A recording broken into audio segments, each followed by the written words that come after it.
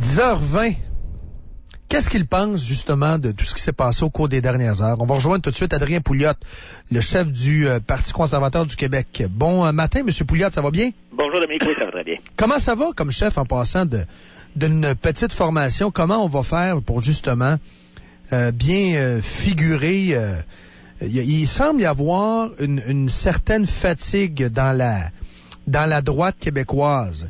Il semble y avoir, je sens ça, là, qu'il semble y avoir une espèce de prise du sommeil qui a été faite par la CAQ, il semble y avoir une fatigue. Je sais pas, sentez-vous ça de votre côté, je pense que, ouais, j'aime bien l'illustration de la prise du sommeil. En fait, je pense que le parti de François Legault en a endormi quelques-uns, même des adéquistes qui pensaient que François Legault et sa politique de gauche efficace, c'est ce que ça prenait. Ils espéraient peut-être que l'ADN de l'ADQ se ramasse à la CAQ et je pense que là, le chloroforme a passé son effet et là, les gens commencent à se réveiller puis à dire, finalement, c'est pas ça qu'on cherchait, c'est pas ça qu'on veut, là, c'est pas de la gauche efficace qu'on veut, là, on veut moins d'État.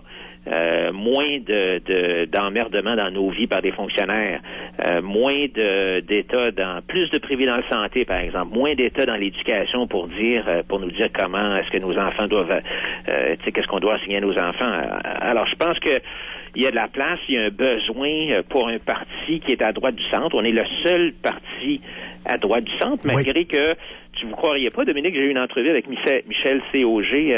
À Radio-Canada récemment, puis il commence l'émission en disant, mais là, M. Pouliot, le Parti conservateur du Québec, il y a déjà 2 partis à droite du centre, tu sais. Oui, je l'ai écouté, l'entrevue. D'ailleurs, vous m'ouvrez la porte, M. Pouliot, on va vous faire entendre un extrait qu'on a pris de cette entrevue-là que j'ai écouté en direct, où justement Michel C.O.G.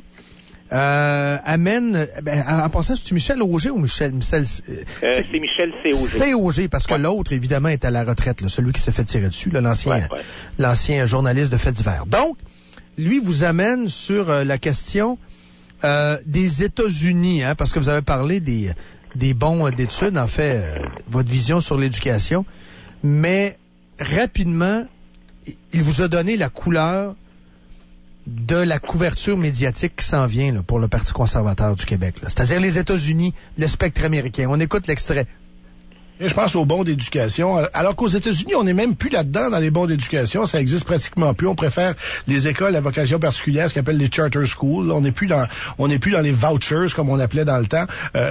Pourquoi cette inspiration américaine-là? Non, y compris ces armes à feu? En fait, au contraire, on l'arrête là. Tu sais, on voit très bien, là, vous êtes un parti américain, là, y compris ces armes à feu, là, donc ils peuvent faire peur au monde. Là. Avez-vous perçu ça de votre côté aussi?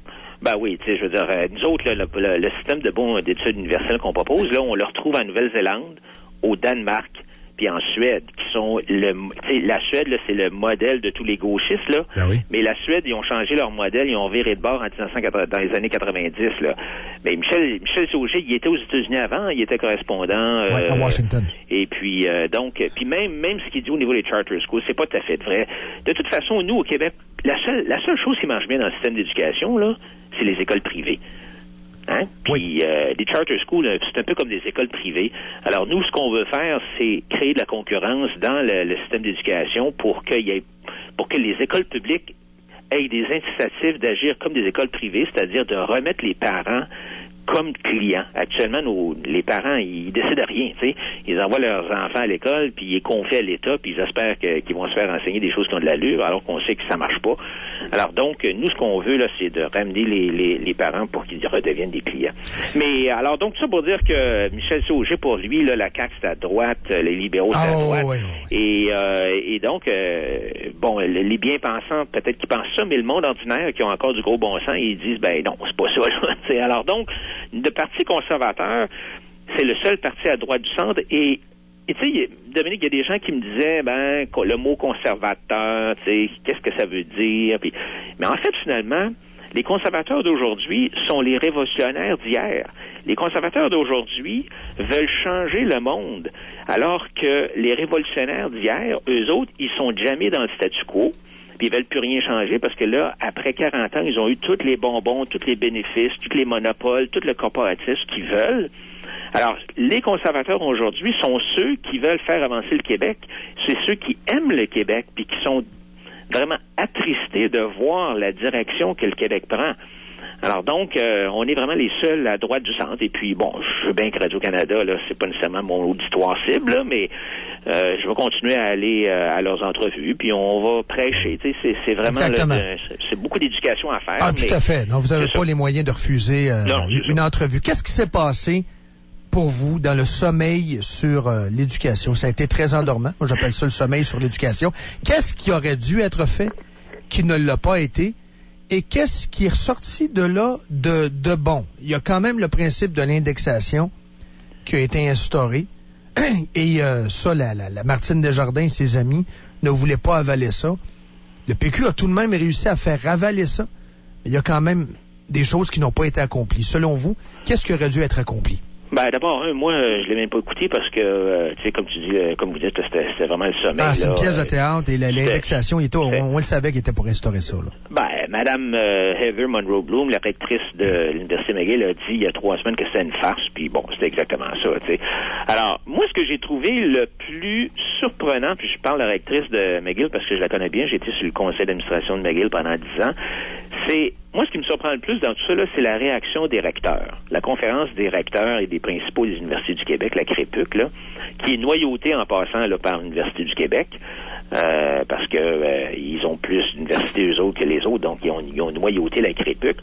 Et là, on lit leur communiqué de presse, là, puis tu sais, je me demande, avant d'arriver à la fin, là, je me dis, c'est-tu Martine Desjardins qui a signé ça, ou est-ce que c'est qui a signé ça, là?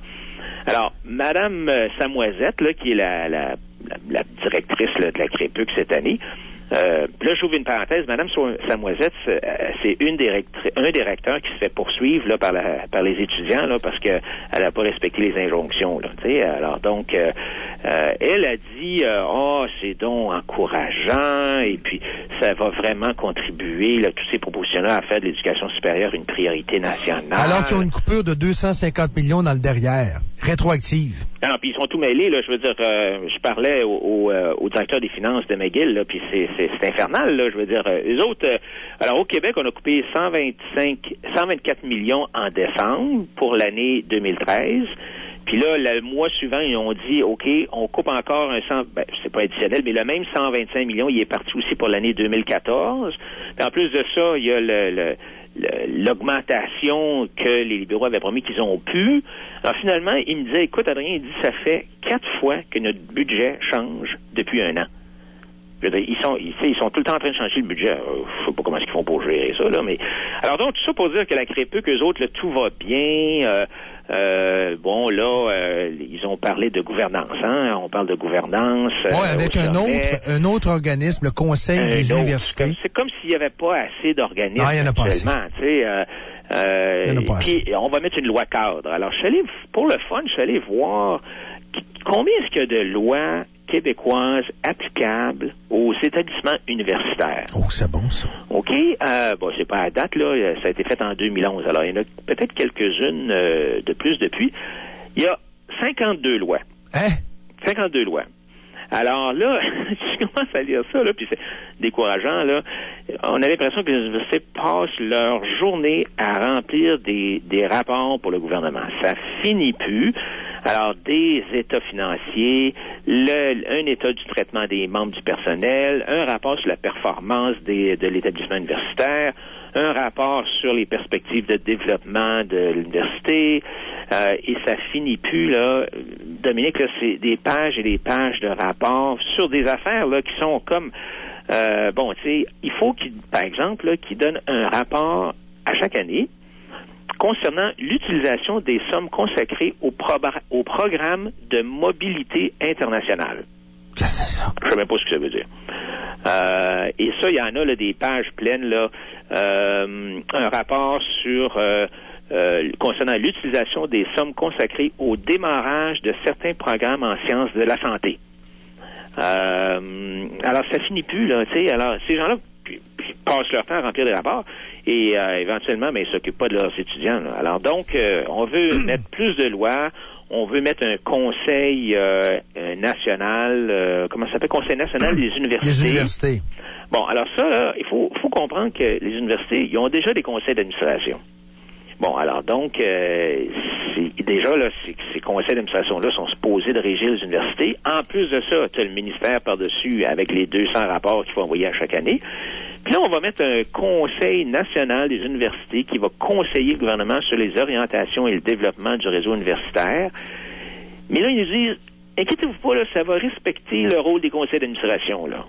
Hey, come on, là, s'il vous plaît. Ils nous prennent pour des valises, là. Je veux dire, ces gens-là, là, le nouveau conseil, là, ils vont s'engager du monde, vont s'engager des fonctionnaires, ils vont avoir un budget, puis là, ben, c'est sûr qu'ils vont commencer à se mêler des affaires d'université, puis ça va être une espèce de solution comme on est bon pour Québec, on a une solution pour tout le monde. Parce alors que donc, McGill, l'Université du Québec à Montréal, tout ça, ça va être dans le même panier. On va traiter tout le monde de la même façon, alors qu'évidemment, les universités, ils ont des missions différentes. Et si j'ai bien compris, M. Pouliot, il existait un certain conseil ou quelque chose d'équivalent à l'époque, et ça avait été aboli dans les années 90, et là, on ramène la bébite, là, c'est ça? Ah, c'est ça. Là, on en remet d'autres. Puis là, on va, bon, évidemment, il y a le fameux... Tout en empêchant, Adrien, la compétition. On est le seul endroit en Amérique du Nord où toutes les universités, ça coûte le même prix partout, même si c'est une université qui se consacre à la recherche, comme l'Université Laval, McGill ou l'Université de Montréal. C'est le même prix partout. Tout le monde égal. C'est la seule juridiction en Amérique du Nord. Et ça, on n'a même pas abordé ça. On n'a même pas abordé ça avec autour de la table un méli-mélo d'associations qui n'ont pas d'affaires là, excusez-moi, là. La Fédération des femmes n'a pas d'affaires là. La Société McKivick, ça n'a pas d'affaires là. La Société des Premières Nations, ça n'a pas d'affaires là. Le Conseil du patronat, ils ont mis ça juste pour dire on avait quelqu'un de la droite, alors que le Conseil du patronat, c'est quelqu'un qui crie au meurtre quand on coupe des subventions aux entreprises. Là. C'est pas nécessairement une association de droite. Je comprends, c'est une association reliée au patronat et une association de personnes handicapées qui étaient là pour demander des rampes pour les chaises roulantes. T'sais, donc, tout le monde a été invité pour yeux fermés à trappe. Les minorités ont été invitées pour yeux fermés à trappe. Mais les questions de fond n'ont jamais été débattues, dont la question de la concurrence entre les établissements. Mais non, il y en a pas de concurrence, ou il y en a peu. En fait, la concurrence, ça se fait, c'est sûr les universités veulent attirer plus de monde parce que étant donné qu'ils sont rémunérés par tête de pipe, plus tu as d'étudiants, plus tu es payé à l'université, mais sans égard là au genre d'étudiants que tu as. Alors, c'est sûr qu'il y a une course effrénée à ramasser des étudiants. Oui. Là, c'est pour ça qu'ils construisent des immeubles, et puis ils essaient d'avoir des dons pour construire des immeubles. Plus tu as d'immeubles, plus tu peux mettre d'étudiants, plus tu as des revenus. Mais encore une fois, les incitatifs sont tout croches. Tu sais, quand on dit que les universités sont sous-financées, puis là, moi-même, là, j'ai été sur ce qu'on appelle le comité de vérification là, de l'Université McGill. Là, donc, on check les chiffres, là, puis les états financiers, puis on passe à travers tout ça. Puis là, c'est sûr que toutes les universités vont dire qu'ils sont sous-financés. Hein, je veux dire, c'est bien normal, ils veulent avoir plus d'argent, mais comment est-ce qu'on fait pour savoir qu'une université est sous-financée? C'est pas évident, là. Si je te disais que, mettons, le dépanneur au coin de la rue est sous-financé, ou si le propriétaire disait je suis sous-financé, bon, on dirait, écoute, là, ça veut dire quoi? Ça veut dire que tu perds de l'argent? Mais là, si tu perds de l'argent, il faudrait, que tu changes plus cher, ou bien que tu coupes les dépenses, ou bien que tu attires plus de clients. Mais là, ici, c'est pas ça. Sous-financé, même Mme Marois a dit, je sais pas trop ce que ça veut dire. C'est sûr que les recteurs, eux autres, ils vont sortir des chiffres pour montrer qu'ils veulent toujours avoir plus d'argent. Ils sont tellement dépendants de l'État. Mais on ne sait même plus ce que ça veut dire d'être sous-financé ou non. Non, parce que les étudiants ne payent pas le prix du marché.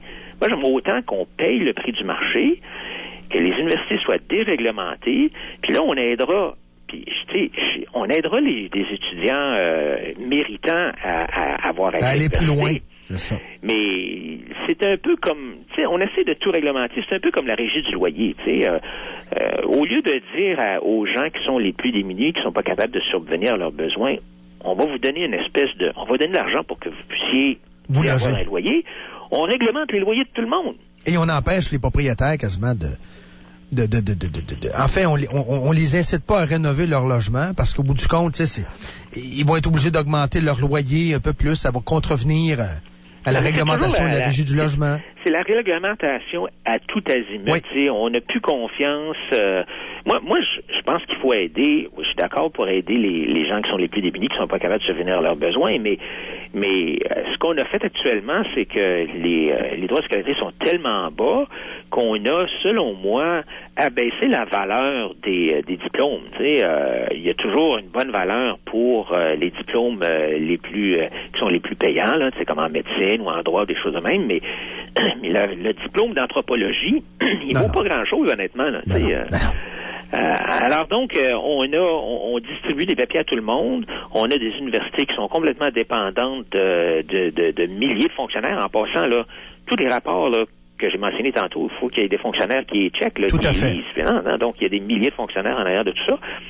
Et finalement, on a l'université McGill, là, qui est une des meilleures universités au monde, puis qui réussit bien juste là à survivre. Mais quand tu fais des coupures, comme on parlait tantôt, c'est préoccupant. Alors, les grands gagnants là-dedans, il y en a qui disent que les étudiants ont été les grands gagnants du sommet, mais ils sont gagnants rien qu'à court terme. À long terme, ils sont pas gagnants, ils sont perdants.